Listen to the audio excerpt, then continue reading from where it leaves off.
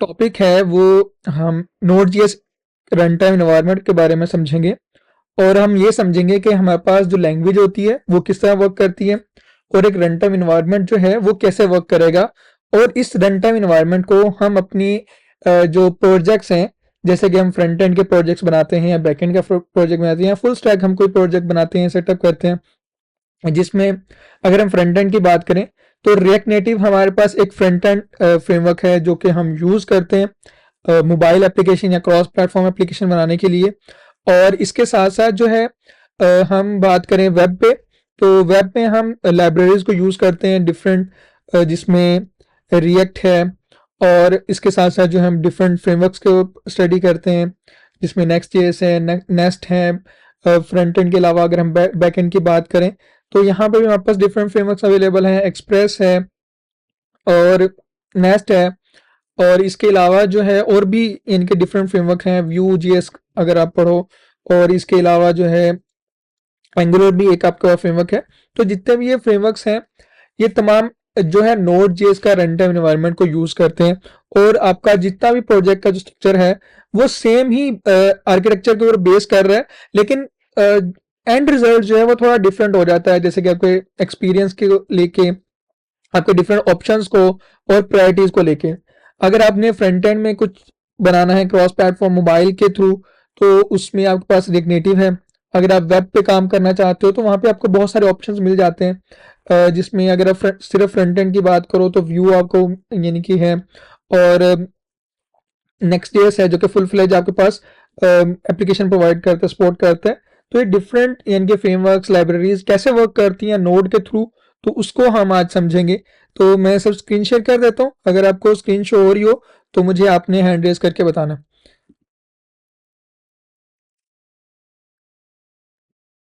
तो screen visible है सबको? ओके। तो अगर हम बात करें, सबसे पहले हम डिस्कस करते हैं लैंग्वेज को।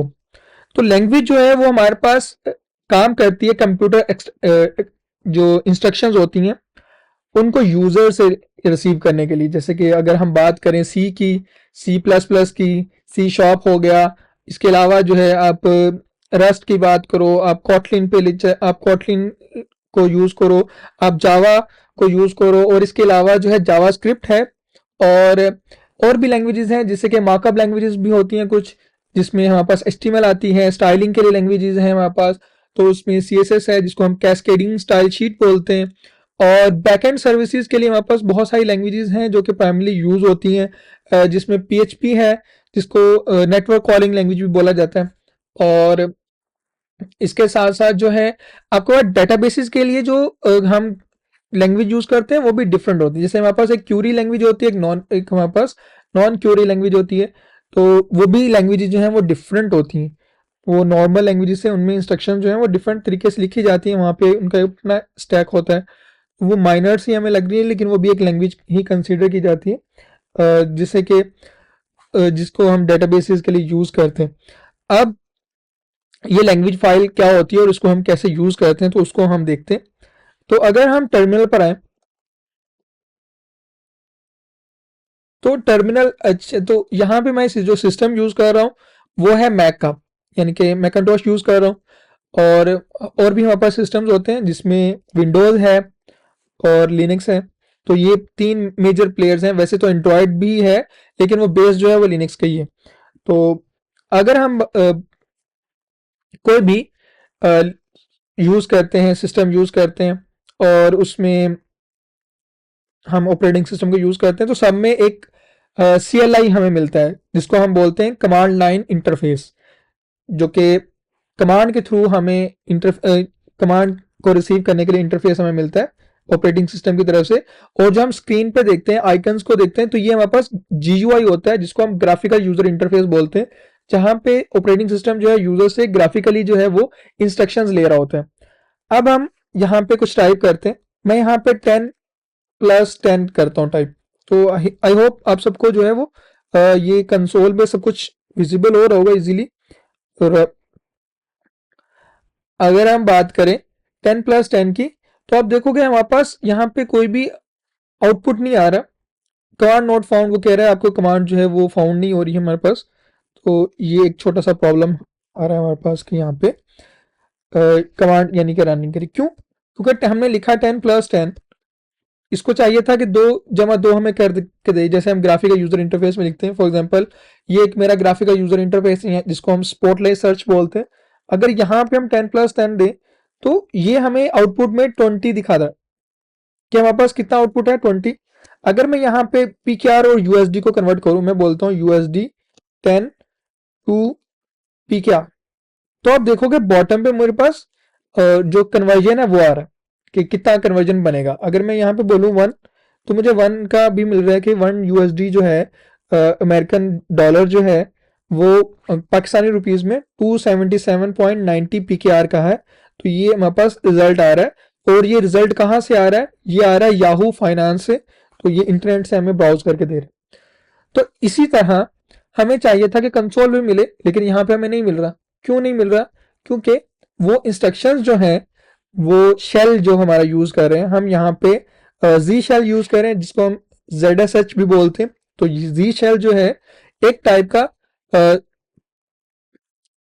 हमारे पास एक सेट ऑफ इंस्ट्रक्शन है, एक छोटा सा टूल है जो हमारी जितनी भी कमांड्स हैं वो हमारे कर्नल पे लेके जा रहा है। अब हम चाहते हैं कि यहाँ पे मैं एक जावास्क्रिप्ट कोड लिखूं। कंसोल कंसोल तो हम ऑलरेडी कर रहे हैं, तो मैं वेरिएबल में 10 स्टोर कर रहा हूँ, मैं नम स्टोर कर रहा हूँ और यहाँ पे 10 टाइप कर रहा हूँ।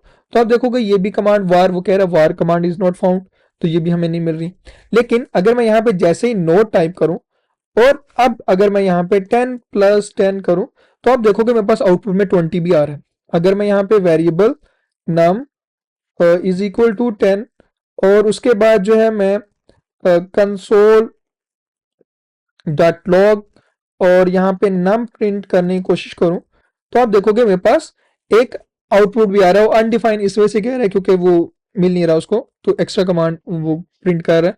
जैसे पहले उसने यहाँ पे की थी कि भी क्या चीज़ है, तो लेकिन उसने अपने कंपाइलर में उसको अंडरस्टैंड कर लिया था कि नम, क्योंकि पहले मेमोरी स्टोर होती है उसके बाद हमें वो आउटपुट दिखाता है। कंसोल में थोड़ा इस तरह वर्किंग होती है, पहले वो स्टोर करेगा फिर हमें बाद में अपडेट करके देगा। तो अब यहाँ पे तो हमारे पास वर्क कर रही है। अब ये कैसे वर्क कर रही है? क्योंकि हमने एक रन टाइम इन्वायरमेंट जो है वो अपने सिस्टम में इंस्टॉल कर लिया। पहले हमारा इंस्टॉल नहीं था, हमने उसको एक्सेस किया। एक्सेस करने के बाद वो ऑटोमेटिकली जितनी भी जो Node.js की जो इन्वायरमेंट है उसने जावास्क्रिप्ट का कोड को अंडरस्टैंड करना स्टार्ट कर दिया और हमारे शेल के ऊपर उस तमाम इंस्ट्रक्शन को रन करना भी स्टार्ट कर दिया। अगर यही कमांड मैं ब्राउजर पे रन करता हूं, तो ब्राउजर में आपको एक डेवलपर टूल मिलता है, अगर आपने वेब पे यूज किया हो। अब ये जो डेवलपर टूल है, मैं इसको भी थोड़ा जूम कर देता हूं, तो यहां पे भी आपको एक कंसोल मिलता है। अगर यहां पे मैं 10+10 करूं तो आपको सेम आउटपुट मिलेगा। अगर यहां पे भी हम var num is equal to 20 और अब मैं कंसोल पूरी कमांड टाइप करनी पड़ती है, तो नम यहाँ पे हम लिखें तो हमें वो आउटपुट मिल रहा है जो हमने पहले वेरिएबल में स्टोर करवाया। तो ब्राउजर के अंदर तो बाय डिफॉल्ट जो है हमारे पास ऑप्शन है जावास्क्रिप्ट लैंग्वेज को रन करने का, लेकिन सिस्टम में जब हमने रन करनी होती है अपनी एप्लीकेशन को, तो हमें Node.js की जरूरत पड़ती है। अब ये Node.js है क्या और इसको हम रन टाइम एनवायरनमेंट क्यों बोलते हैं, तो वो हम समझते हैं। तो Node.js जो है वो एक open source cross platform run time environment है जो कि जावास्क्रिप्ट के कोड को एग्जीक्यूट करता है ब्राउजर से बाहर। यानी कि अगर आप ब्राउजर से बाहर जावास्क्रिप्ट कोड को रन करना चाहते हैं तो आपको Node.js की जरूरत पड़ेगी। और ये ओपन सोर्स है, यानी कि ये फ्री टू यूज है। इसका कोड आपको इंटरनेट में मिलेगा, तो आप इसको इजीली जो है इंस्टॉल भी कर सकते हैं, यूज भी कर सकते हैं और अपने बिजनेस के अंदर भी यूज कर सकते हैं। और ये cross platform run time environment है। इसका मतलब ये है कि हर प्लेटफॉर्म के ऊपर रन हो जाएगा। आप चाहे इसको एंड्रॉयड पे रन करो, आप चाहे इसको जो मैकओएस है, विंडोज है, लिनक्स है, इवन के यूनिक्स जो है उस पर भी, अगर आप यूनिक्स, आई थिंक मुझे नहीं याद, यूनिक्स जो मोस्टली जो सर्वर के लिए यूज होती है, तो वहां पे रन टाइम एनवायरनमेंट हो सके तो शायद ये हो जाए, वहां पे भी रन हो जाएगा, लेकिन होना चाहिए इसको वहां पे। तो तो ये वहां पे भी यानी कि रन अपना जो जितने भी प्लेटफॉर्म है वहां पे आप इसको रन कर सकते हो, तो वहां प्लेटफॉर्म पे इस पे सपोर्ट अवेलेबल है। अब ये रन टाइम इन्वायरमेंट वर्क कैसे करते हैं? तो ये जो रन टाइम इन्वायरमेंट है ये दो चीजों पे बिल्ड है। एक तो इसके अंदर V8 इंजन है जो कि गूगल क्रोम के अंदर एग्जीक्यूशन करने में काम आता है, वो इंजन इसके अंदर यानी कि नोड जेएस के अंदर एड ऑन किया गया है V8 इंजन। जैसे कि अगर हम बात करें, अगर हम कोई भी वेबसाइट ओपन करते हैं ब्राउजर के अंदर, तो उसका जितना भी कोड लिखा हुआ होता है वो तमाम कोड जो है क्लाइंट साइड पे जब रेंडर हो रहा होता है, कुछ भी एनिमेशन हो, कोई भी उसमें चीजें हो, इवन के आप इमेजेस लोड करो, वहां पे आप सर्वर क्यूरीज करो, जितनी भी क्यूरीज आप कर रहे होते हो, तो आपके ब्राउजर के अंदर एक इंजन कंटिन्यूसली रनिंग में रहता है जो कि आपको आउटपुट और एनिमेशन करके दिखा रहा होता है, वो V8 इंजन है। तो V8 इंजन के अंदर तमाम चीजें यानी कि वो रन हो रही होती है। ये सिर्फ गूगल क्रोम में अवेलेबल है, यानी कि V8 इंजन उसको उन्होंने नाम दिया हो V8 इंजन का। और अगर आप इसके अलावा जो है फायरफॉक्स ब्राउजर की बात करो तो उसमें अपना एक इंजन है जो कि सेम काम कर रहा है, उसमें उस सबके डिफरेंट फीचर्स हो सकते हैं चेंज थोड़े बहुत, लेकिन मेजोरिटी जो है वो सिमिलर ही है। लेकिन वहां पे जो हमारे पास इंजन है वो है स्पाइडर मंकी है। इसके अलावा ओपरा मिनी में अपना एक इंजन है। सफारी जो है मैक ओएस और आईओएस डिवाइसेस के ऊपर जो रन कर रहा है उसके ऊपर अपना एक इंजन है। तो ये तमाम इंजन जो है डिफरेंट हैं, लेकिन जो गूगल क्रोम का नोड जेएस के अंदर है वो गूगल क्रोम का इंजन यूज किया गया है जो कि मोस्ट पॉपुलर इंजन है। आप हर डिवाइसेस के ऊपर आपको बाय डिफॉल्ट जो गूगल क्रोम की जो ऐप है वो मिल जाती है, और इस वजह से इसको ही यूज किया गया। और ये V8 इंजन जो है अब इसके अंदर एक और चीज यूज की गई जिसको हम बोलते हैं C++। हाँ, C++ की इसके अंदर एक कोडिंग की गई जिसकी हेल्प से आप जो है जो सिस्टम ऑपरेटिंग सिस्टम है उसके अंदर के जितने भी कंपोनेंट्स हैं, जैसे कि अगर आपने ब्राउजर के अंदर जब कैमरा एक्सेस करना होता था तो आपको ब्राउजर परमिशन लेके देता था सिस्टम से। फॉर एग्जाम्पल अब जब फेसबुक यूज करते हो ब्राउजर के ऊपर, तो ब्राउजर के ऊपर आपको पास टॉप पर एक ऑप्शन शो होता है। जैसे कि अगर हम बात करें, मैंने सफारी ओपन किया, अब ये गूगल मीट है, ये वो टूल है, ये वो वेबसाइट है जिसके थ्रू हम कम्युनिकेट कर सकते हैं। अब मुझे अगर इसकी परमिशंस चेंज करनी हो तो मैं यहाँ पे क्लिक करता हूँ, और ये वेब सेटिंग के अंदर मेरे पास यहाँ पे बहुत सारी ऑप्शंस अवेलेबल हैं।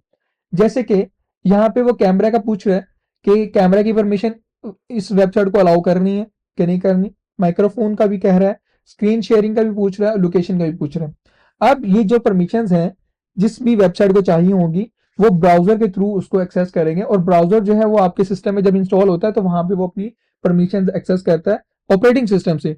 अब यानी कि मिडलवेयर आपके पास ब्राउजर है, लेकिन जब आपने सेम काम ब्राउजर से बाहर करना है तो फिर आपको नोड जेएस के थ्रू मिलेगा, लेकिन वो जितने भी एपीआईज हैं सिस्टम ऑपरेटिंग सिस्टम की जिसमें कैमरा आ जाता है, माइक्रोफोन आ जाता है, तो वो C++ लैंग्वेज में लिखी गई हैं जिसकी मदद से आपको वो सारी चीजें मिलेंगी। तो आगे हम पढ़ेंगे भी सही इसमें कि ये कौन सी चीजें हैं, लाइब्रेरी जो है वो कौन सी हैं, उनको हम क्या कहते हैं, तो वो हम अभी नेक्स्ट पढ़ने वाले।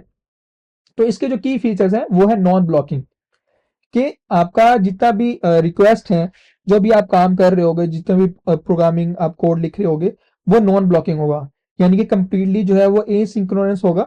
आप उसको जो है नोड के इन्वायरमेंट के ऊपर एसिंक्रोनसली रन कर सकते हो। फॉर एग्जाम्पल अगर आप एक टास्क कर रहे हो, 1+1 कर रहे हो, और उसी टाइम आपको एक और टास्क भी कंप्लीट करना है, कि जैसे ही इसका आउटपुट आ जाए और उसके बाद एक और टास्क रन करना है, कि जहां पे आपने एक कंटेनर बनाना जहां पे इस वैल्यू को स्टोर कर पाओ, तो वो जो है आप दोनों टास्क जो है साइमल्टेनियसली कर सकते हो, आपको वेट नहीं करना पड़ेगा एक टास्क को कंप्लीट होने के लिए। तो इसको हम बोलते हैं एसिंक्रोनस प्रोग्रामिंग।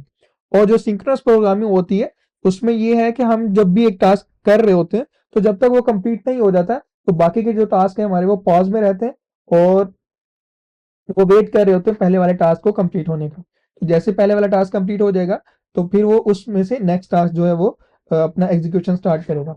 और नोड जेएस के अंदर जो नेक्स्ट हमारे पास फीचर है वो सिंगल थ्रेडेड का है, कि आपकी जो एप्लीकेशन है उसका जो मेन काम है, जो मेन यानी कि लूप है, वो सिंगल थ्रेड है, यानी कि उसमें वन बाय वन। ये हम आगे पढ़ेंगे कि सिंगल थ्रेड जो है वो इवन लूप में कैसे काम कर रहा है। तो अभी के लिए आप ये समझ लो कि ये सिंगल थ्रेड पे है, यानी कि वो टास्क जो है वो एक फ्लो के अंदर चल रहा है। तो इसके अंदर आपके पास ये भी चीजें अवेलेबल है। ऐसे नहीं होगा कि क्लटर बन जाएगा, एक साथ ही 10 काम वो स्टार्ट कर देगा जिससे आपकी एप्लीकेशन स्लो हो जाए। तो वो 1 बाय 1 जो है वो टास्क को जो है वो करना स्टार्ट करेगा, एग्जीक्यूट करेगा। तो ये चीज़ें भी इसमें अवेलेबल है। और इसके अंदर जो है पैकेज मैनेजर अवेलेबल है, यानी कि ये एक नोड पैकेज मैनेजर के साथ आता है। जब भी आप नोड जेएस इंस्टॉल करते हो तो वो एक पैकेज मैनेजर के साथ आता है, जिसके थ्रू आप तमाम जो पैकेजेस हैं उनको इंस्टॉल कर सकते हो, जो कि नोड जेएस के ऊपर बनी होंगी। जैसे कि अगर आपने कोई स्पेसिफिक काम करना है, आपने सर्वर क्रिएट करना है, तो उसके लिए आपके पास एक HTTP पैकेज होता है जो कि हम यूज करते हैं, और ये पैकेज जो है वो मैनेज किया जाता है नोड पैकेज मैनेजर के जरिए। तो ये दोनों चीजें जो है वो हम अपने सिस्टम में कैसे इंस्टॉल कर सकते हैं, और ये नोड पैकेज मैनेजर कैसे काम कर रहा है, तो इसके बारे में हम देखते हैं अभी।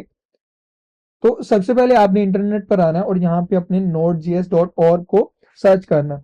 तो ये वो वेबसाइट है जहाँ पे आपको Node.js का रन टाइम एनवायरनमेंट मिलेगा, और यहाँ से आप इसको डाउनलोड कर सकते हो और सिंपली आपने इंस्टॉल करना है। तो आप यहाँ पे वर्जन नंबर दे सकते हो। तो वर्जन नंबर है V2022.12.0। तो ये आपके पास वर्जन नंबर अभी लेटेस्ट वाला है। सबसे पहले आपके सिस्टम में भी कुछ हो सकता है। अगर आप चाहते हो कि आपके सिस्टम में कौन सा वर्जन है वो चेक करना चाहते हो, और अगर आप ये चेक करना चाहते हो कि कौन सा वर्जन आपका Node.js इंस्टॉल है कि नहीं है, तो उसके लिए भी आपको क्या करना होगा, node-v। तो जैसे आप टाइप करोगे, अगर तो आपको वर्जन नंबर शो हो रहा है, इसका मतलब ये है कि आपका Node.js इंस्टॉल है और उसका वर्जन नंबर ये है जो कि अपने सिस्टम में इंस्टॉल किया है। और आपने ये कंपेयर करना अपने इंटरनेट की वेबसाइट से जहां पे ये वर्जन नंबर लिखा है। अब यहाँ पे 2022 जो है वो LTS वाला वर्जन है, और मैंने जो है वो एक नया जो एडवांस वाला वर्जन है वो डाउनलोड किया हुआ है, तो 23.40। तो यहाँ पे आप देख सकते हो। तो ये 30 है, ये अभी अपडेट नहीं किया मैंने, तो लेकिन ये सबसे तकरीबन लेटेस्ट है। तो आप LTS वाला वर्जन इंस्टॉल कर सकते हो। ये बेसिकली स्टेबल वर्जन होता है जिसके अंदर कोई भी बग्स और एरर्स वगैरह नहीं होते। तो इसके अंदर जो Node.js 23 वाला है, तो ये समझ लो कि थोड़ा बीटा वर्जन होता है। इसके अंदर कुछ चीज़ें जो है डेप्रिकेट हो रही होती हैं, कुछ पैकेजेस जो हैं वो रिमूव किए जा रहे होते हैं, या कुछ टेस्टिंग चल रही होती है, कोई नई अपडेट जो आनी होती है वो पहले इसमें होती है। तो ये अगर आप करना चाहो तो कर सकते हो अपने अंडरस्टैंडिंग के अकॉर्डिंग, लेकिन नॉर्मली आप जो है वो LTS वाला वर्जन इंस्टॉल कर सकते हो। ये तो था हमारा Node.js जो कि हमने इंस्टॉल करना है। तो सिंपली क्लिक करने के बाद आपने छोटा सा जो इंस्टॉलर ऐप होगा आपके पास आएगा, उसको इंस्टॉल करना है। और इंस्टॉल करने के बाद आपने जस्ट चेक कर लेना node-v के जरिए कि आपके पास Node.js इंस्टॉल है कि नहीं। इसके बाद जो हमने बात की थी नोड पैकेज मैनेजर की, तो आपने npmjs.com वेबसाइट पर जाना। तो ये वो वेबसाइट है जहां पे आपको तमाम पैकेजेस मिलेंगे डिफरेंट वर्क करने के लिए, यानी एक छोटी छोटी एप्लीकेशंस हैं जो कि आपको स्पेसिफिक टास्क करके देंगी।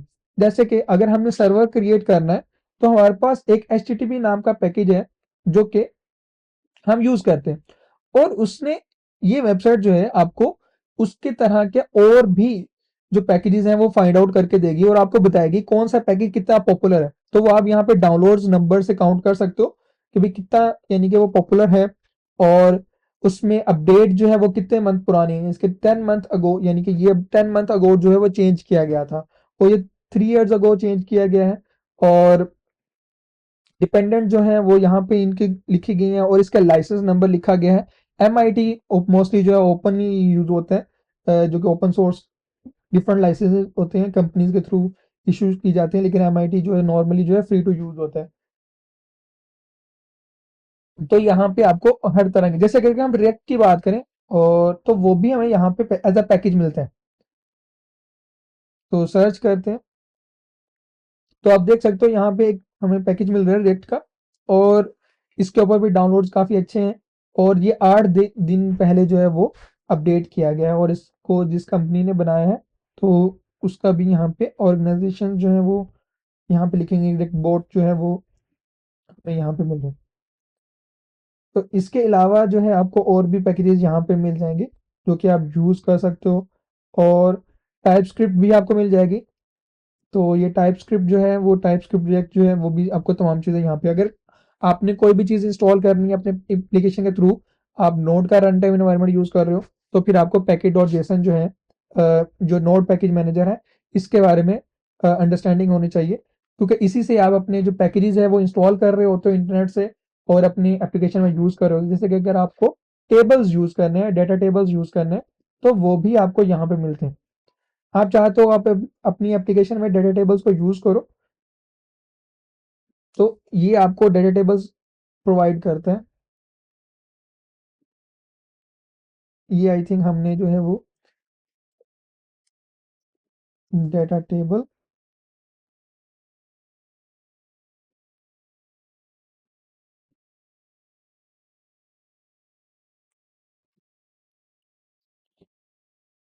तो ये मटेरियल का हमारे पास डेटा टेबल है।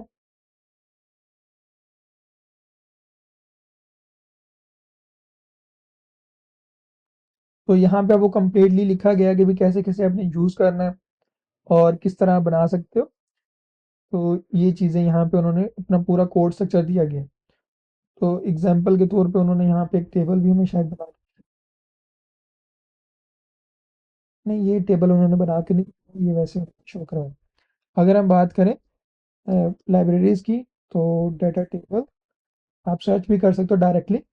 तो ये जावास्क्रिप्ट की लाइब्रेरी है और आपको सीडीएन्स वगैरह भी मिल जाते हैं इसके। तो इस तरह यानी कि टेबल्स की लाइब्रेरी। अगर इसके अलावा अगर हम और बात करें तो शेडसन जो है हमारे पास एक लाइब्रेरी होती है जो कि हम यूआई के एलिमेंट्स बनाने के लिए यूज़ करते हैं। जैसे कि अगर हमने कोई कंपोनेंट बनाना है डैशबोर्ड का, कैलेंडर यूज़ करना है, चार्ट्स बनाने हैं, बटन्स बनाने हैं, और इसके अलावा जो है अगर हम और भी कंपोनेंट्स की बात करें, साइड बार है हमारे पास। तो ये जितनी भी चीज़ें यूआई के एलिमेंट्स के अकॉर्डिंग हैं, तो इस तरह की डिफरेंट लाइब्रेरीज हैं जो कि हम यूज़ करते हैं। और ये तमाम जो है नोड जीएस का रन टाइम एनवायरनमेंट यूज़ कर रहे होते हैं। आपने इसको इंस्टॉलेशन करना है, तो सिंपल आपको क्या करना होगा, फॉर एग्जाम्पल नेक्स्ट ईयर हमारी एप्लीकेशन है, तो यहाँ पे आप देख सकते हो एनपीएक्स। तो एनपीएक्स भी एक टाइप का हमारे पास पैकेज मैनेजर है जो कि एनपीएम की तरह ही काम करता है, ये सेम है, नोड के अंदर ही आता है ये सेम। तो ये सेम हम नोड के अंदर ही यूज कर रहे हैं। तो एनपीएक्स के थ्रू आप कर सकते हो। एनपीएक्स बेसिकली आपको लेटेस्ट वर्जन वाला जो है वो पैकेज इंस्टॉल करके देता है, और एनपीएम जो है आपको लोकल सिस्टम वाला जो है वो इंस्टॉल करके देता है, यानी कि जो वर्जन नंबर आपका नोड का सिस्टम के अंदर है वो उसके अकॉर्डिंग आपको पैकेज डाउनलोड करके देगा। और जो एनपीएक्स है वो इंटरनेट पे जो वर्जन है नोड का उसके अकॉर्डिंग यानी कि वो पैकेजेस जो इंस्टॉल करके देगा इनके लेटेस्ट वाला इंस्टॉल करके देगा। तो ये थोड़ा यही बस एक इन दोनों में डिफरेंस है। तो ये आप इस तरह यानी कि यूज़ कर सकते हो। और इसके अलावा अगर हम बात करें तो कोई भी आप पैकेज में जो है वो फ्रेमवर्क की बात करो, जैसे कि अगर नेक्स्ट जेएस की बात करें, तो इसको भी अगर आपने इंस्टॉल करना है तो इसके लिए भी आपको एक कमांड चाहिए npx create। तो यानी कि सारी चीज़ें जो है वो रिएक्ट नेटिव नोड का ही रन टाइम एनवायरनमेंट यूज़ कर रहे हैं। और अगर हम रिएक्ट नेटिव की बात करें तो रिएक्ट नेटिव भी जो है इंस्टॉलेशन करने के लिए,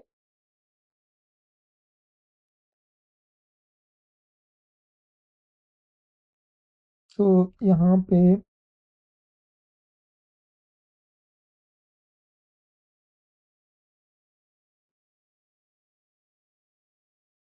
ठीक है, तो आप यहाँ पे देख सकते हो npx create expo ऐप। तो ये आपको मिल जाएगा यहाँ पे कि जितनी भी चीज़ें हैं आपको नोड के थ्रू ही मिलेंगी। आप जो भी काम कर रहे हो, रिएक्ट नेटिव में काम कर रहे हो, रिएक्ट में काम कर रहे हो, यहाँ पे आप प्लेन बैकएंड बना रहे हो जिसमें आप सर्वर्स बनाते हो, एपीआईज बनाते हो, डिफरेंट ऑथेंटिकेशंस बनाते हो, डेटाबेस से कनेक्ट करते हो, वो तमाम जो काम है वो आपका नोड के थ्रू हो। अब ये नोड कैसे वर्क करता है और आपकी जो डिफरेंट एप्लीकेशंस की एग्जीक्यूशन है वो कैसे काम करती हैं, तो उसके लिए आपको इसका आर्किटेक्चर पढ़ना होगा। आर्किटेक्चर आपका इस तरह है कि सबसे पहले आप जो एप्लीकेशन है आपकी वो आपने जावास्क्रिप्ट में लिखी, और जावास्क्रिप्ट जो है वो V8 इंजन यानी कि आपको यहाँ पे मिलेगा। और जैसे ही आपको V8 इंजन मिलेगा तो ये नोड जो है आपके और ऑपरेटिंग ऑपरेटिंग सिस्टम के दौरान एक ब्रिज की तरह काम कर रहा है। यानी कि जो भी आपने वहां से क्यूरीज दी वो आपका इवेंट लूप में आएंगी। जैसे ही वो इवेंट लूप में आ रही हैं, इवेंट लूप में इवेंट लूप नहीं, बेसिकली इवेंट क्यू में। तो ये इवेंट क्यू है, जो इवेंट क्यू है वो वन बाय वन जितनी भी आपके पास कमांड आती हैं, जो भी आप टाइप करते हो 10+10 और उसके बाद कुछ और लिखते हो, कोई एलिमेंट बनाते हो और उसके नीचे कुछ और एलिमेंट बनाते हो, तो वो तमाम इंस्ट्रक्शन जो है वो इस इवेंट क्यू में आ रही हैं और यहाँ पर आके वर्टिकली स्टैक हो रही है, यानी कि जो पहले आएगी वो पहले नंबर पर, जो बाद में आएगी उससे बाद। और इवेंट लूप जो है वो कंटिन्यूसली वो कंटिन्यू रखेगा। जैसे कि अगर हम कोई भी रिएक्ट की एप्लीकेशन या रिएक्ट नेटिव की एप्लीकेशन को स्टार्ट करते हैं तो आप नीचे देखोगे सर्वर जो है आपका कंटिन्यूसली चल रहा होता है, और जो भी आप कोड में चेंजिंग कर रहे होते हो वो आपको आउटपुट में शो हो रही होती है। इसका मतलब ये है कि जो भी आप काम कर रहे हो, जो भी आप कोड में चेंजिंग कर रहे हो या फिर अपनी एप्लीकेशन में कुछ भी काम हो रहा है, तो वो सब चीज़ें जो हैं वो कंटिन्यूसली नोड जेएस के पास जा रही हैं और वो अपना एग्जीक्यूशन कर रहा है उसको। और इवेंट लूप के बाद वो आ जाता है यहाँ पे ब्लॉकिंग ऑपरेशन और नॉन ब्लॉकिंग ऑपरेशन के ऊपर। अगर तो आपका कोड जो है वो ब्लॉकिंग ऑपरेशन है, तो उसके बाद क्या करेगा, एक वर्किंग थ्रेड के पास आएगा। वर्किंग थ्रेड के पास एक वर्कर मिलेगा उसको, जो कि वो टास्क कंप्लीट करेगा। जैसे ही वो टास्क कंप्लीट करेगा, अब वो टास्क जो है आपको वापस इवन लूप के थ्रू ऑपरेटिंग सिस्टम से होता हुआ आपके एप्लीकेशन में चला जाएगा। यानी कि अगर आपने कोई फाइल को एक्सेस करना है, वो फाइल का जो है वर्कर क्या करेगा, एक लाइब्रेरी होती है हमारे पास LIBUV, यानी कि ये लाइब्रेरी है जो कि सी लैंग्वेज पे लिखी गई है। और ये जितने भी आपका कह सकते हो कि एपीआईज हैं सिस्टम की, ऑपरेटिंग सिस्टम की, जिसमें कैमरा है, फाइल्स हैं, हार्ड डिस्क है, रैम है, जो भी आपने चीज़ एक्सेस करनी है, वो तमाम चीज़ें जो है यहाँ पे आपको इस लाइब्रेरी के थ्रू मिलेंगी। और ये वर्कर जो है वो आपकी कमांड्स को लेके जाएगा और वहाँ पे वो अपने टास्क को कंप्लीट करेगा। करने के बाद आपको एग्जीक्यूशन ब्लैक कॉल बैक के थ्रू वो जो है टास्क आपको मिल जाएगा और आपकी एप्लीकेशन में वो चीज़ें जो है वो चेंज हो जाएंगी। तो इस तरह यानी कि आपका ये वर्क कर रहा है। तो यानी कि जो आपका V8 इंजन है वो आपके जावास्क्रिप्ट कोड को एग्जीक्यूट कर रहा है। इसके बाद जो आपका इवेंट लूप है वो आपके एसिंक्रोनस टास्क जो है उसको हैंडल कर रहा है, जैसे कि file reading, API calls, database queries, और आपके जो नॉन ब्लॉकिंग मेथड हैं उन सबको जो है वो हैंडल कर रहा है। और जो आपकी लाइब्रेरी है जो कि सी में लिखी गई है, वो आपके ऑपरेटिंग सिस्टम से थ्रू जितना भी आपको चीज़ें चाहिए वो प्रोवाइड कर रही है। और इसके साथ साथ आपके पास मॉड्यूल्स होते हैं डिफरेंट, जैसे कि अगर आप HTTP की बात करो, सर्वर क्रिएट करने के लिए आपको वो फाइल्स चाहिए वो आपको यहाँ पे मिलेगा। और इसके अलावा जो है लो लेवल इंटीग्रेशन जो है वो तमाम मॉड्यूल्स जो आपको नोड के अंदर मिलेंगे। तो ये 4 चीज़ें हैं जो कि आपके नोड जेएस के रन टाइम एनवायरनमेंट में हेल्प करती हैं आपको। तो ये सब चीज़ें जो है आपको नोड में मिलेंगी जैसे ही आप इसको नोड को इंस्टॉल कर लोगे। अब हमने ये चीज़ें तो पढ़ ली, अब हम इसको यूज़ कैसे करने वाले हैं तो वो देखते हैं। जैसे कि मैंने अभी आपको एग्जांपल दिखाई कि हम जो भी जावास्क्रिप्ट कोड लिख रहे हैं वो हमें एग्जीक्यूशन में मिल रहे हैं। फॉर एग्जांपल मैंने यहाँ पे लिखा, टाइप किया नोड, तो अब ये जो मैंने नोड इंस्टॉल किया था वो मेरे सिस्टम में एग्जीक्यूट यानी कि बिल्ट इन है। तो उन्होंने मुझे बोला welcome to the Node JS, यानी कि वो नोड जीएस का जो रन टाइम एनवायरनमेंट है यहाँ पे अवेलेबल है। तो मैं यहाँ पे लिख रहा हूँ कंसोल डॉट लॉग।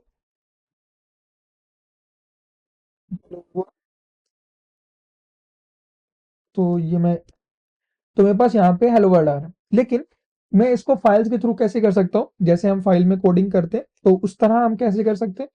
तो उसके लिए आपको एक आईडी की जरूरत पड़ेगी। तो आप अपने आईडी पे आओगे और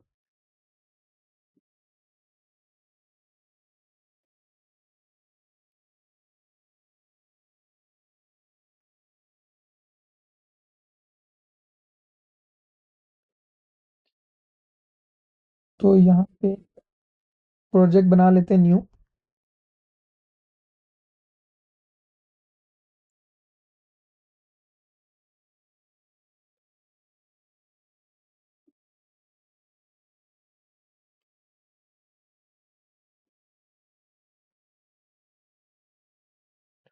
अब जैसे ही यहाँ पे मैंने एक फोल्डर क्रिएट किया, तो आप ये अपना क्रिएट कर सकते हो, जैसे VS कोड के थ्रू ही आप न्यू फोल्डर बना सकते हो, उसको ओपन भी कर सकते हो। तो आप VS कोड में इजीली कर सकते हो। यहाँ पे मैंने एक फाइल बनाई index.js की, और ये फाइल बनाने के बाद यहाँ पे मैंने कोड लिखा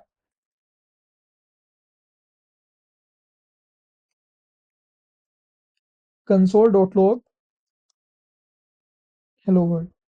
अब ये जो फाइल है मैं ब्राउजर पे नहीं रन कर रहा इसको, यानी कि मैं ब्राउजर पे नहीं ओपन कर रहा, मुझे इसको ओपन रन करना है अपने सिस्टम के ऊपर। तो यहाँ पे हम टर्मिनल पर आएंगे, अपने जो VS कोड में हमारा टर्मिनल होता है, तो ये डायरेक्टली हमें उसी पाथ पे लेके आएगा जहाँ पे हमने ये फाइल बनाई हुई है। तो यहाँ पे मैं टाइप कर रहा हूँ नोड इंडेक्स डॉट जेएस। तो जैसे मैंने इसको टाइप किया तो आप देख सकते हो मेरे पास यहाँ पे आउटपुट में वो सेम एग्जीक्यूशन हो रही है जो कि मैंने यहाँ पे लिखी इंस्ट्रक्शन लिखी हुई है।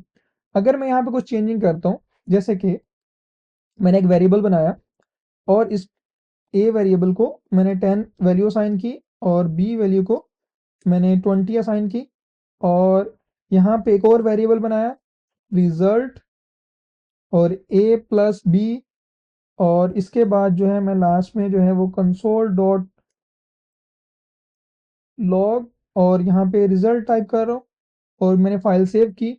सेव करने के बाद जैसे मैं इसको प्रिंट कर रहा हूँ, तो आप देखोगे नोड, जैसे मैंने टाइप किया और अपनी फाइल नेम टाइप की, तो मेरे पास यहाँ पे 30 आ रहा आंसर।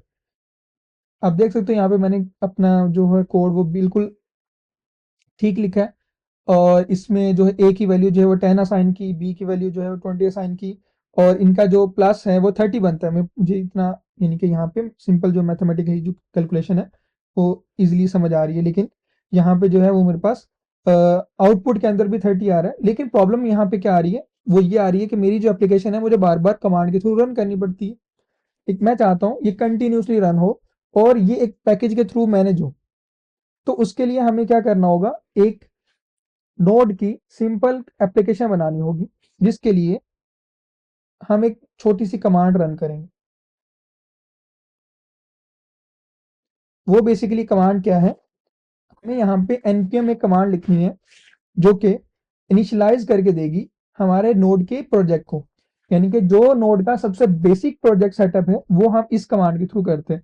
वैसे तो अगर आपने कोई स्पेसिफिक कैटेगरी का प्रोजेक्ट सेटअप करना हो तो आप लिखते होगे npx expo app, create react app, या फिर क्रिएट नेक्स्ट ऐप। तो वो स्पेसिफिक उसके अकॉर्डिंग जो है पैकेजेस इंस्टॉल करके देता है। लेकिन हमें सबसे बेसिक है ना, जिसमें हम कोई भी एडिशनल पैकेज नहीं यूज कर रहे, नोड के जो बिल्ट इन पैकेज हैं जिसमें जैसे कि HTTP हो गया, FS हो गया, और इस तरह के जो बेसिक उसके अंदर आते हैं और वही हम यूज कर रहे हैं। तो उसके लिए हमें npm init लिखना होगा। तो जैसे मैं npm init लिख रहा हूँ तो यहाँ पे मेरे पास कुछ ऑप्शंस आ रहे हैं और मुझे पूछ रहे हैं कि पैकेज नेम आपने क्या रखना है। तो मैंने रखना है इसका नाम डेमो। इंटरप्रेस किया, मुझसे पूछ रहा है वर्जन नंबर आप क्या रखना चाहते हो, मैं सेम रखना चाहता हूँ तो इंटरप्रेस कर दूंगा। डिस्क्रिप्शन में लिखना चाह रहा हूँ this is my first node. Enterprise किया। इंटी पॉइंट आप क्या रखना चाह रहे हो, इंडेक्स डॉट जीएस रखना चाहते हो तो ये by default index dot GS आता है। अगर आपने कुछ और रखना फाइल करें तो आप लिख सकते हो, जैसे कि मैं यहाँ लिख रहा हूँ मेन डॉट जीएस। तो जैसे मैंने मेन डॉट जीएस लिखा तो यहाँ पे मुझे अब टेस्ट कमांड पूछ रहा है, तो टेस्ट कमांड में अभी नहीं टाइप कर रहा कोई भी। और गिट रिपोजिटरी आप गिटहब के साथ लिंक करना चाहते हो तो गिट रिपोजिटरी का लिंक यहाँ पर ऐड कर सकते हो, तो अभी के लिए मैं नहीं करना चाह रहा। कीवर्ड आप कोई सेट करना चाहते हो तो यहाँ पे मैं नोड ऐप जो है वो कीवर्ड सेट कर देता हूँ। ऑथर कौन है, तो मैं अपना नाम लिख सकता हूँ।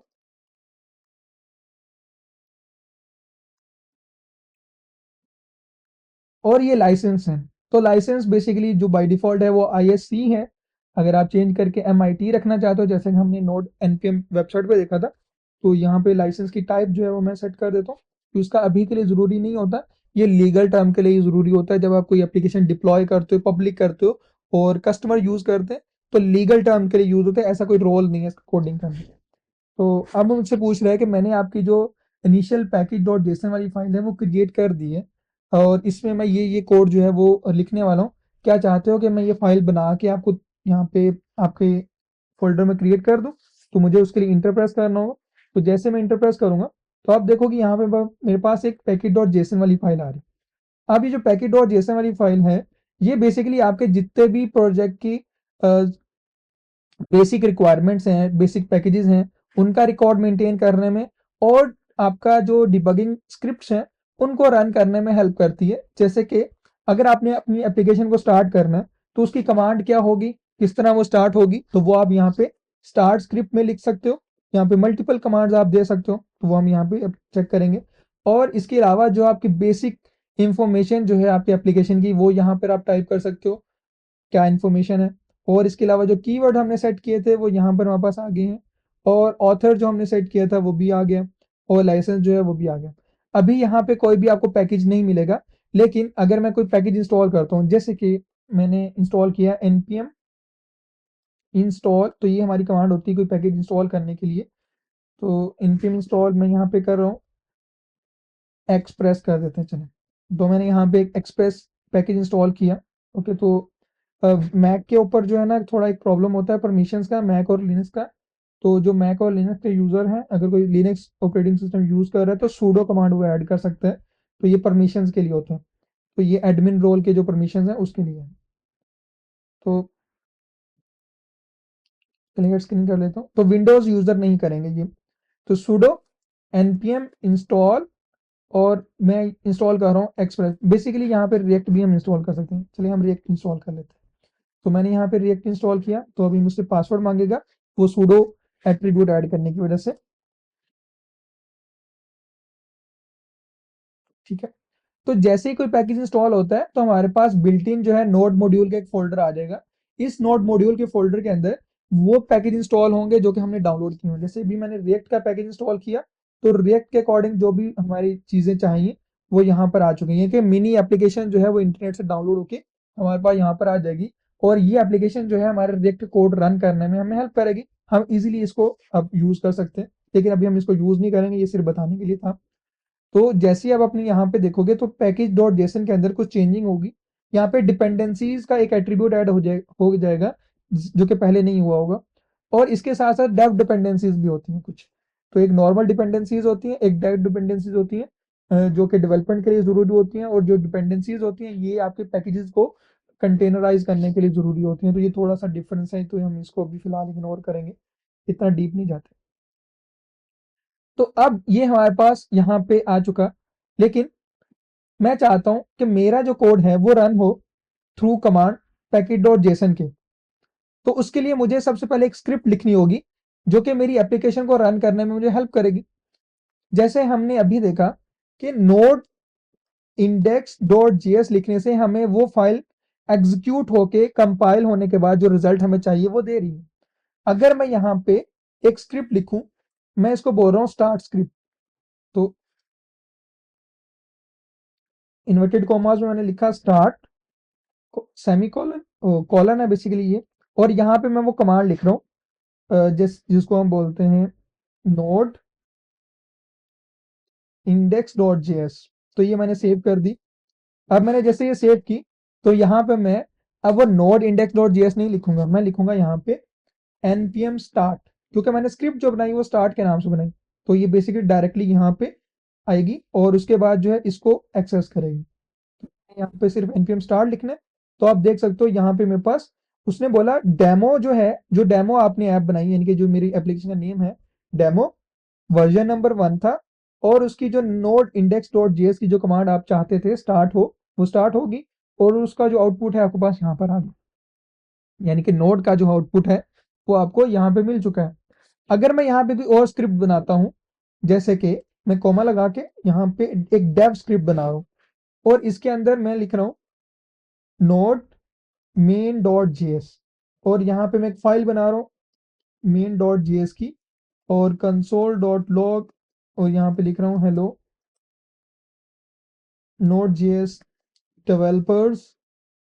और मैंने इसको सेव कर दिया, अपना पैकेट डॉट जेसन को भी सेव किया। और और जेसन जो है वो हमारे पास क्या है, एक जावास्क्रिप्ट ऑब्जेक्ट नोटेशन है, यानी कि जावास्क्रिप्ट ऑब्जेक्ट नोटेशन है। तो ये जैसे हम जावास्क्रिप्ट में कोई ऑब्जेक्ट बनाते हैं ना की वैल्यू पेयर में, तो ये सेम वो की वैल्यू पेयर है। तो बस इसमें डिफरेंस ये है कि यहाँ पे आपको इन्वर्टेड कॉमास लगाने होते हैं। आप चाहे कोई भी वैल्यू लिख रहे हो तो उसको इन्वर्टेड कॉमास में लिखना होता है और कॉमा एंड पे लाजमी लगाना होता है अगर आपने कोई स्क्रिप्ट आगे लिखनी है। तो ये आपने बस ये नोट रखना, जैसे मैंने यहाँ पे कॉमा लाजमी लगाया, तो अगर कॉमा नहीं लगाऊंगा तो मुझे एरर मिलेगा। ये कॉमा लाजमी लगाना, इसके आगे कोई स्क्रिप्ट नहीं थी तो मैंने यहाँ पे कॉमा नहीं लगाया। तो ये छोटी छोटी चीजें जो है नोट कर लेना। अब अगर मैं डेव स्क्रिप्ट स्टार्ट करता हूँ npm dev, तो आप देखोगे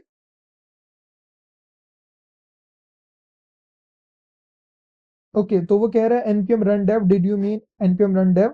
यस। तो हमें यहाँ पे npm run dev करना होगा। तो आप देख सकते हो ये हमारी एप्लीकेशन जो एग्जीक्यूट हो गई और यहाँ पे जो आउटपुट हमें चाहिए था वो हमारा रन हो चुका है। तो जब मैं डेव करता हूँ तो मेरी ये वाली फाइल एग्जीक्यूट होती है और जब मैं npm स्टार्ट करता हूँ तो मेरी ये वाली फाइल एग्जीक्यूट होती है। तो इसी तरह जब आप एक्सपो ऐप बनाते हो तो उसमें भी आपको डिफरेंट स्क्रिप्ट मिलती हैं। जैसे कि अगर आप बात करो आपने वेब रन करना है तो आप लिखते हो npm expo web। और अगर आप लिखते हो npm expo android तो एंड्रॉइड पे रन होता है। अगर आप npm expo स्टार्ट करते हो तो वो भी आपका कंप्लीट एक्सपो दे देता है आपको, जो चीजें आपने रन करनी होती है तो फिर वहां पे रन हो जाती है। तो बेसिकली ये नोड की ही सारी कमांड्स हैं। और नोड का जो पैकेट डॉट जेसन फाइल है वहीं से आपकी एप्लीकेशन स्टार्ट होती है और वहीं से वो एग्जीक्यूशन अपना जो है कंटिन्यूस करती है और सर्वर्स वगैरह क्रिएट करती है। तो अगर हम यहाँ पे जो भी चीज़ें करें, जो भी चीज़ें ऐड करें, फॉर एग्जांपल हम चाहते हैं कि हमारे एट अ टाइम जो है 2-3 जो लाइब्रेरीज हैं वो इंस्टॉल हों और हम उसको यूज़ करें, तो वो भी हम कर सकते हैं। जैसे कि मैं यहाँ पे एक सर्वर बनाता हूँ, सबसे पहले हम छोटा सा एक सर्वर बना लेते हैं। हम यहाँ पे एक पैकेज यूज़ करते हैं जिसको हम बोलते हैं HTTP कॉन्स्ट HTTP मैंने यूज़ किया रिक्वायर। तो मुझे नोड जेएस से जो है ना ये थोड़ा ओल्डर वर्जन है लिखने का। आप इंपोर्ट वाला भी यूज़ कर सकते हो, लेकिन हम यहाँ पे अभी फ़िलहाल ओल्डर वर्जन ही यूज़ करेंगे। तो मैं यहाँ पे लिख रहा हूँ HTTP।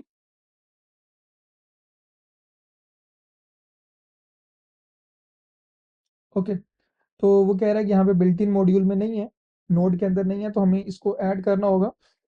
तो मैं यहाँ पे इसको ऐड कर लेता हूँ, npm install http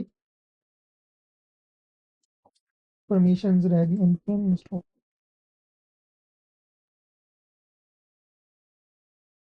ठीक है, तो अब यहाँ पे हमारे पास एक HTTP का फोल्डर भी आ चुका है जो कि हमारा HTTP को एग्जीक्यूट करने में हमें हेल्प करेगा।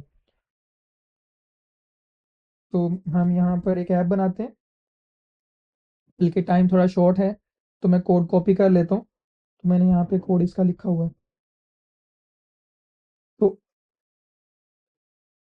तो ये फाइल जो है मैं आपको शेयर कर दूंगा, तो यहाँ पे आप इसको रीड कर सकते हैं।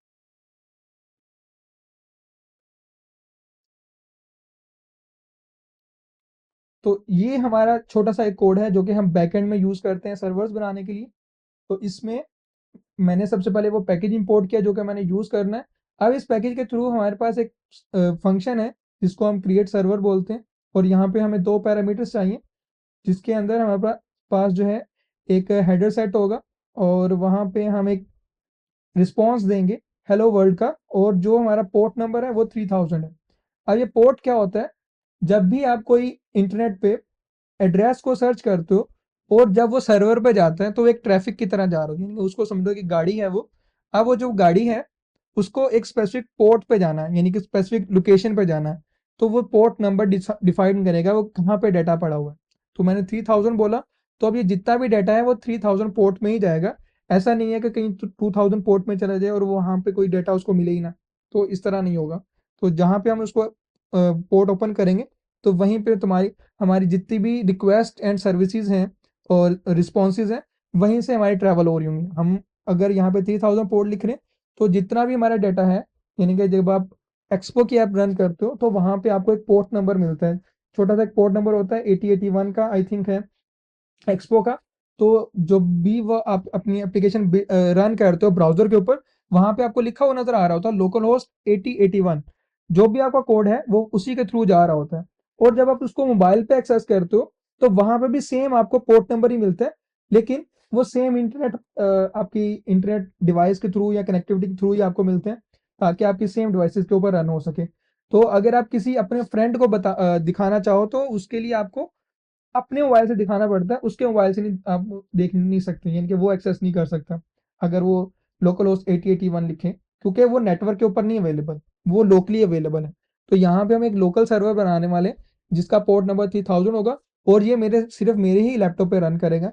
और मेरे लैपटॉप पे जो 3000 पोर्ट है उसके ऊपर वो तमाम जो है डाटा है वो मुझे रिसीव हो रहा होगा, और जो भी क्लाइंट जो है वो मुझसे रिक्वेस्ट करेगा वो सर्वर जो है रिस्पॉन्स करेगा 3000 के थ्रू। अब मैं इसको रन करता हूँ। तो हमारी मेन डॉट जेएस के अंदर हमने सर्वर क्रिएट किया है, तो मुझे npm run dev वाली कमांड यूज करनी होगी। तो जैसे ही मैं npm run dev करूंगा तो server is running local host 3000। और जैसे मैं यहाँ पे इसको क्लिक करके ब्राउजर पर ओपन करता हूँ तो आप देखोगे यहाँ पे मेरे पास एक रिस्पॉन्स आया है सर्वर की तरफ से हेलो वर्ल्ड। और अगर हम एड्रेस की बात करें तो एड्रेस भी हमारे पास सेम है लोकलो 3000। अब मैं अगर कुछ भी चेंजिंग करता हूँ कोड में, यहाँ पे लिखता हूँ hello node JS developers, save किया, तो यहाँ पे मुझे अपनी एप्लीकेशन जो है क्लोज करनी पड़ेगी एक बार, क्योंकि जब हम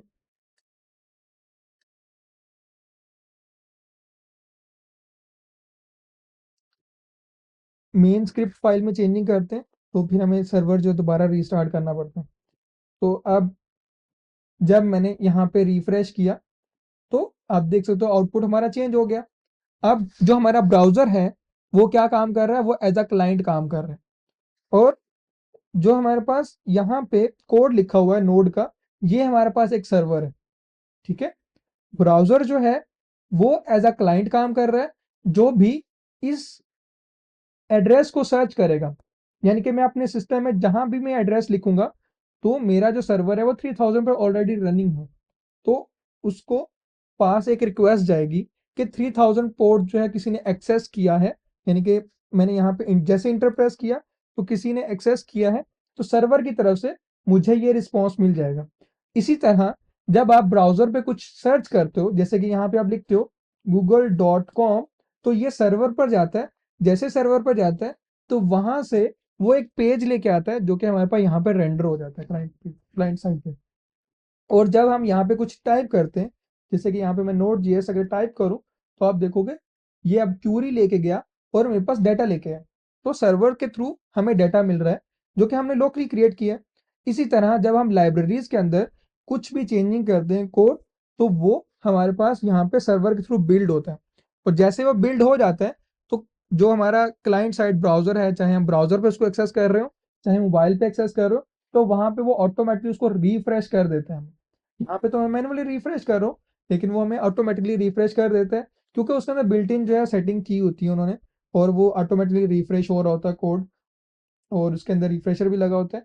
तो जैसे कि अगर बात करो तो इसके लिए आपको जो है नोडमोन नाम का एक पैकेज में नोडमोन जो है वो यूज कर सकते हो।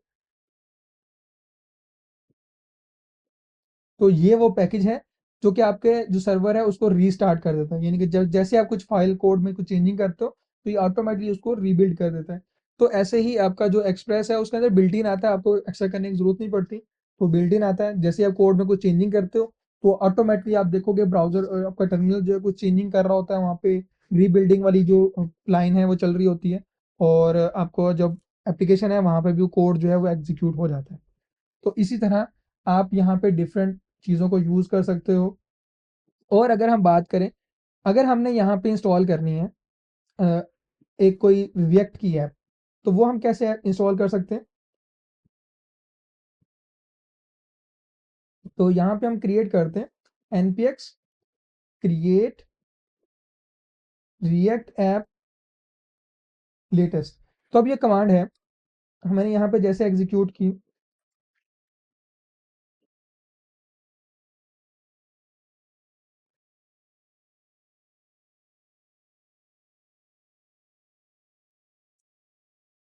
अब मुझसे ये बेसिक क्वेश्चन करेगा कि किस तरह की आपने एप्लीकेशन बनानी है।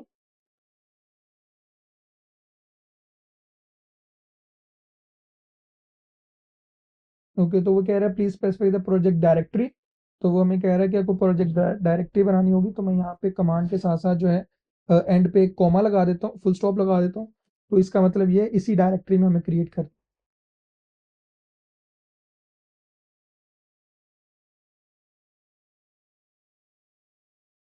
ओके, तो वो कह रहा है पहले वाला जितना भी डाटा है उसको रिमूव कर ले, तो मैं sudo ठीक है। अब स्टार्ट। तो अब आप देखोगे यहाँ पे जो है तमाम चीज़ें मिलेंगी। सबसे पहले हमारे पास है पैकेट डॉट जेसन। तो अब इसको ओपन करो।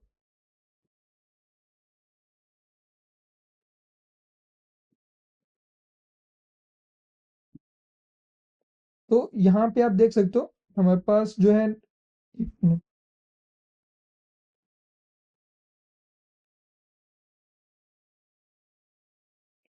अभी इंस्टॉलेशन चल रही है। तो आप देख सकते हो यहाँ पे सिंपली उसने प्रोजेक्ट सेटअप के अकॉर्डिंग, यानी कि डेमो नोड हमारा फोल्डर का नाम था जो हमने उसको बताया था, और वर्जन नंबर जो है प्राइवेट जो है वो उसने ट्रू किया हुआ है। तो हमें पैकेट और सबसे पहले पैकेट और जेसन बना के देगा वो, जितने भी उसको डिपेंडेंसी चाहिए वो इंस्टॉल कर रहा है। तो वो कौन कौन सी डिपेंडेंसी इंस्टॉल करने वाला है? वो रिएक्ट इंस्टॉल करने वाला है, रिएक्ट डोम इंस्टॉल करने वाला है, और रिएक्ट स्क्रिप्ट इंस्टॉल करने वाला है, और इसके साथ साथ जो है कैरा टेम्पलेट है जो कि वो इंस्टॉल करेगा। थोड़ा टाइम लगता है इसमें, अब प्रॉब्लम ये हमने ये वाली इंस्टॉल नहीं करनी चाहिए थी हमें, लेकिन थोड़ा सा लगेगा इसमें टाइम, तो हम वेट कर लेते हैं। तो फिर उसके बाद हमें नोड मॉड्यूल का फोल्डर मिलेगा और हमें स्टार्टिंग टेम्पलेट मिलेगी। तो ये हमारे पास एक टेम्पलेट हमें बना के देगा। इसी तरह जब हम एक्सपो इंस्टॉल करते हैं तो वहाँ पे भी हमें सेम चीज़ें ही मिलती हैं। और पैकेट डॉट जेसन हमें मिलता है फाइल, उसके अंदर तमाम पैकेजेस जो हैं वो एक्सपो के अकॉर्डिंग हमें मिल रहे होते हैं। तो आप देख सकते हो उसने अब नोड मॉड्यूल इंस्टॉल करके दिया, और उसके जितने भी पैकेजेस चाहिए थे तो उसने पहले से डाउनलोड कर लिए। जैसे टाइप स्क्रिप्ट के अकॉर्डिंग उसने टाइप्स डाउनलोड कर ली, और इसके अलावा यहाँ पे हमारे पास एक्सप्रेस जो है, रिएक्ट है, वो तमाम चीज़ें जो है हमें इसके अंदर बिल्ट इन मिल रही हैं।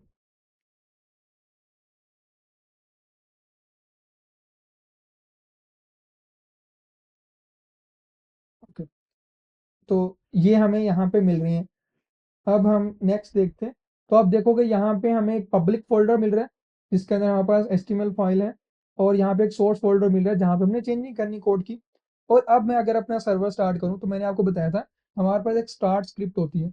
अगर आपको जानना है कि आपका प्रोजेक्ट किस कमांड से स्टार्ट होगा, तो आप अपने पैकेट और जेसन में आके स्टार्ट स्क्रिप्ट को देख सकते हो। तो यहाँ पे लिखा हुआ है स्टार्ट, तो रिएक्ट स्टार्ट स्क्रिप्ट है हमारे पास, तो मुझे सिर्फ सिंपल sudo npm स्टार्ट करना है, तो मेरी कमांड ऑटोमेटिकली एग्जीक्यूट हो जाएगी। तो आप इतना सिंपल के थ्रू कर सकते हो, आपको ज़्यादा फोकस करने की ज़रूरत नहीं होगी।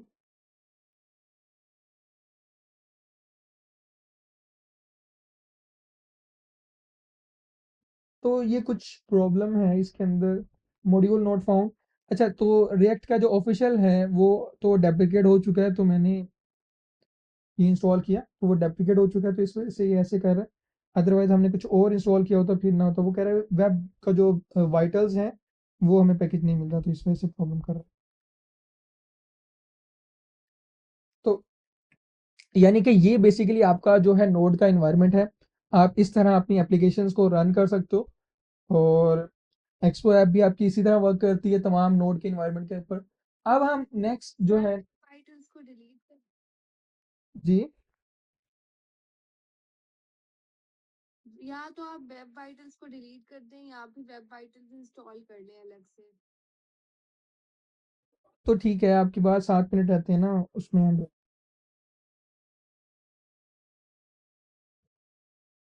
फिर ये एरर ऐसे ही रिजॉल्व होगा। मेरा भी आ रहा है आजकल ये एरर। रिएक्ट का न्यू वर्जन लॉन्च हुआ है, पहले 18 था अब 19 है, तो इस वजह से एरर आ गया। जी, वो बात आपकी बिल्कुल ठीक है, ये इसी वजह से आ रहा है क्योंकि यहाँ पे एक तो ये इंस्टॉल इस वजह से भी नहीं हुआ। यहाँ पे अगर आप देखो, तो जब हमने इंस्टॉल किया इसको, अभी वो, अच्छा वो क्लियर हो गया। तो यहाँ पे जो हमने टेम्पलेट इंस्टॉल की है ना रिएक्ट की, वो बेसिकली डेप्रिकेट है पहले से ही, तकरीबन 2 साल पहले से ही डेप्रिकेट है। सिंपल रिएक्ट जो है ना वो आप पैकेज नहीं बना सकते, वो पुराना यूज़ करते हैं, और इस वजह से वो इंस्टॉल है। तो यहाँ पे हमें मिल रहा है module web vitals not found, यानी कि इंस्टॉल्ड नहीं है पैकेज के अंदर, आपको इंस्टॉल करना पड़ेगा। तो ये एरर है इसका। तो हम इसको इंस्टॉल कर सकते हैं, जैसे आपने बोला कि हम इसको सेपरेटली इंस्टॉल करें तो ये हमारा वर्क करेगा। तो उसको चाहिए कौन सा, 5 वाला वर्जन इसका चाहिए। तो हम इसको सेपरेटली इंस्टॉल करेंगे तो हमारा इंस्टॉल हो जाएगा ये। प्रॉब्लम इस वजह से मैं इंस्टॉल नहीं कर रहा क्योंकि टाइम शॉर्ट है। तो मैंने लास्ट में ये बताना है कि जो हम नेक्स्ट प्रोजेक्ट जो सेटअप करते हैं, जिसमें हम नॉर्मल अपना कोई भी चीज़ एग्जीक्यूट कर रहे होते हैं, आपने डिपेंडेंसी इंस्टॉल की, एक्सपो की, या फिर आपने रिएक्ट नेटिव फ्रेमवर्क यूज़ किया, तो वो हमारे as a front end frameworks हैं सारे के सारे। उसके अंदर हम जितना भी कोड लिख रहे होते हैं वो फ्रंट एंड का ही लिख रहे होते हैं। अगर हमने बैकएंड सर्विसेज यूज़ करनी है, तो हमें वो नोड की ही यूज़ करनी पड़ती है, क्योंकि बैकएंड के तौर पे हमारा नोड काम कर रहा होता है, क्योंकि सर्वर जो है वो बैकएंड हमारा नोड है। और जितना भी आपका रिक्वेस्ट एंड सर्विसेज रिस्पॉन्सेज हैं, जो कि आपके क्लाइंट साइड एप्लीकेशन को चाहिए, वो आपका नोड के अंदर ही कोड लिखा जाएगा। वो सेपरेटली एप्लीकेशन डिप्लॉय होगी, जो कंटिन्यूसली, जैसे हमने पहले एचटीटीपी के थ्रू बनाया था सर्वर, वो बेसिकली हमारा बैकएंड एप्लीकेशन था। कोई भी यूआरएल के थ्रू हमें जो रिस्पॉन्स मिलेगा, रिक्वेस्ट आएगी, रिक्वेस्ट आएगी, वो सर्वर जो है उसके अकॉर्डिंग रिस्पॉन्स करेगा। जैसे हमने वहां पे बोला कि आपको जैसे ही क्रिएट सर्वर की जो है वो रिक्वेस्ट आए, तो आपने हेलो वर्ल्ड मैसेज जो है वो एज अ रिस्पॉन्स सेंड कर देना क्लाइंट को, तो वो ब्राउजर ने हमें डिस्प्ले करवा दी। इसी तरह जब हम रिएक्ट नेटिव के अंदर कोई भी काम कर रहे होते हैं, तो वो हमारा यूआई जो है वो फ्रंट एंड हमारा हो रहा काम कर रहा होता है। जैसे ही हम बटन पे क्लिक करके कुछ सर्वर से डेटा मंगवाते हैं, क्योंकि हमारा डेटाबेस से कुछ डेटा लेके आओ, तो वो वहाँ पे हमें एक सेपरेट एप्लीकेशन बनानी पड़ेगी। चाहे उसके लिए आप एपीआईस यूज़ करो, थर्ड पार्टी एपीआईस यूज़ करो, चाहे आप खुद का एक पूरा सर्वर बनाओ जहाँ पे अपनी एप्लीकेशन एप्लीकेशन के लिए एपीआईस होस्ट कर लो, और फिर बाद में अपने क्लाइंट साइड पे एक्सेस कर लो। तो ये दोनों चीज़ें आप कर सकते हो।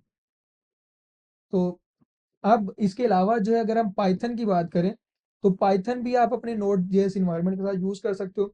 वैसे तो अगर आप यूज़ करना चाहो, तो बन एक फ्रेमवर्क है, बन एक फ्रेमवर्क नहीं, बेसिकली एक रन टाइम इन्वायरमेंट है, जो कि नोड की तरह ही काम करता है, लेकिन ये थोड़ा सा फास्ट है रन टाइम इन्वायरमेंट, और ये ऑल्टरनेटिव है उसका नोड जेएस का। तो ये आप यूज़ कर सकते हो। और वन के अंदर जो है कुछ ऐसे फ्रेमवर्क्स भी हैं जो कि नो जावा पाइथन बेस हैं।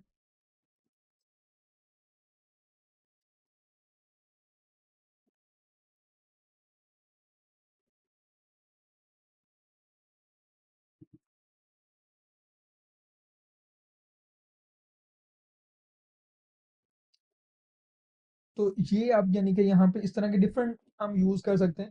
लेकिन अगर हमने पाइथन यूज़ करना है तो उसके लिए आप फ्लास्क थर्ड पार्टी लाइब्रेरीज अपनी जो है वो यूज़ कर सकते हो।